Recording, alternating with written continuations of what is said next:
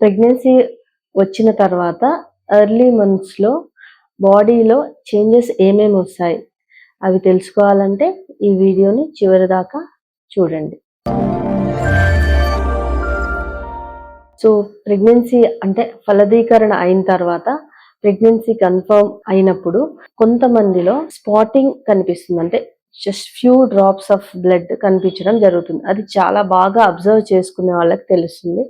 ఎందుకంటే పిండం తయారయ్యి మనం ఇంతకుముందు వీడియోస్లో ఎక్స్ప్లెయిన్ చేశాను మీకు. 5 days పెరిగిన తర్వాత 6వ రోజు 6th day గర్భసంచిలోకి ఎంటర్ అవుతుంది. గర్భసంచిలో ఎంటర్ అయిన తర్వాత గర్భాశయ పొరల్ని చొచ్చుకుంటూ లోపలికి వెళ్ళి పిండం ఇంప్లాంటేషన్ అవ్వడం అనేది జరుగుతుంది. ఆ టైంలో చిన్న చిన్న రక్తనాళాలు చిట్లడం వల్ల ఒక 1 or 2 డ్రాప్స్ బ్లడ్ కనిపించడం సహజం. దీన్ని ఇంప్లాంటేషన్ బ్లీడింగ్ అని అంటారు. దీని గురించి కంగారు పడాల్సిన అవసరం లేదు. సెకండ్ థింగ్, ఒక్కొక్కసారి అలా జరిగేటప్పుడు గర్భాశయము సంకోచానికి వ్యాకోచానికి లోనవడం జరుగుతుంది. సో లైట్ గా కాంట్రాక్షన్స్ అంటే లైట్ గా పెయిన్ వచ్చినట్టు అనిపిస్తుంది, అదొక లక్షణం. ఇంకొకటి బ్రెస్ట్ టెండర్నెస్, అంటే ఈ హార్మోన్స్ అనేవి చేంజెస్, ప్రెగ్నెన్సీకి సంబంధించిన హార్మోన్స్ ప్రొడక్షన్ అనేది జరుగుతుంది కాబట్టి బ్రెస్ట్ హెవీనెస్, బాడీ అంతా హెవీగా అయిపోయినట్టు అనిపించడం జరుగుతుంది. ఇంకొక ఫీచర్ ఏంటంటే బ్లోటింగ్ సెన్సేషన్, పొట్టంతా ఉబ్బరంగా అనిపించడం, అంటే ఏమి తిన్నా కూడా అరిగినట్టు అనిపించకపోవడం.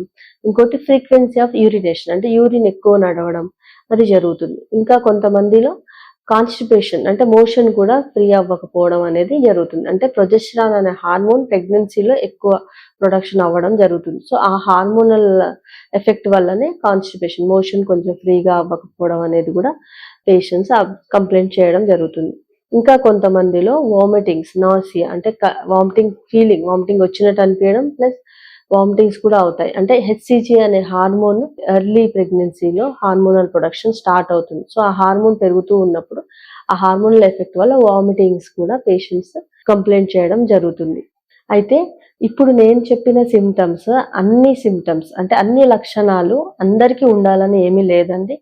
కొంతమందికి 1 or 2 కంప్లైంట్స్ ఉండొచ్చు, కొంతమందికి అసలు ఏ కంప్లైంట్ కూడా ఉండకపోవచ్చు. ఇంకొకటి ఏంటంటే ఈ ప్రెగ్నెన్సీ యొక్క లక్షణాలు న్యాచురల్ గా కన్సీవ్ అయిన వాళ్ళలో, ఐయుఐ వల్ల కన్సీవ్ అయిన వాళ్ళలో, ఐవిఎఫ్ వల్ల కన్సీవ్ అయిన వాళ్ళు అంటే డిఫరెంట్ గా ఏమీ ఉండవండి. ఏ మెథడ్ వల్ల కన్సీవ్ అయినా కూడా ప్రెగ్నెన్సీస్ అన్ని కంటిన్యూయేషన్ మాత్రం ఒకలాగే ఉంటాయి, సిమ్టమ్స్ కూడా అందరికీ ఒకలాగే ఉంటాయి. ఈ టాపిక్ గురించి మీకు ఏమన్నా డౌట్స్ ఉంటే మీరు మీ డౌట్స్ ని కింద కామెంట్ సెక్షన్ లో పోస్ట్ చేయండి. నేను కానీ మా టీమ్ మెంబర్స్ కానీ మిమ్మల్ని అప్రోచ్ చేద్దాం. Thank you.